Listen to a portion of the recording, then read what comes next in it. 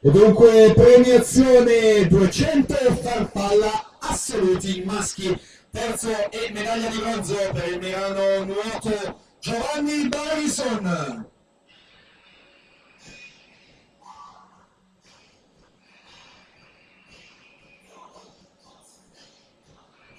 Il secondo classificato è argento per il Milano Nuoto Gabriel Saliu.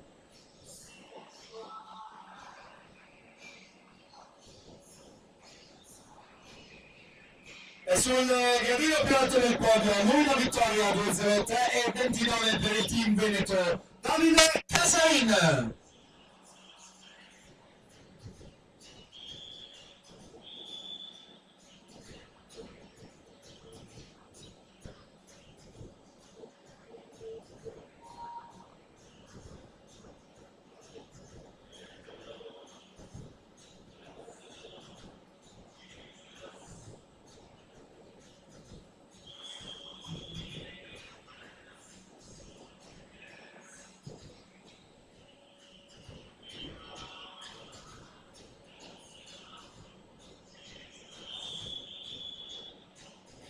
E dunque ringraziamo questi atleti, ringraziamo le autorità del Comune di Rosà per aver effettuato queste premiazioni, coadiuvate naturalmente dal presidente della società organizzatrice Paolo Trevisan, sempre presente in zona podio. A loro i ringraziamenti, torneremo più tardi in zona podio per le ultime due premiazioni rimanenti, che sono quelle proprio dei 200 stile libero, gara in corso in questo momento con le premiazioni ragazze e assolute. E dunque sesta serie in acqua per la quinta, si preparano Giada Stegani in 1, Roberta Corazza in 2, Alessandra Bonetto in 3, Speranza Perencini in 4, Elisabetta Perruzzetto in 5, Vittorio Urbanetto in 6, Arianna Davide in 7 e Lucrezia Ferrari in 8.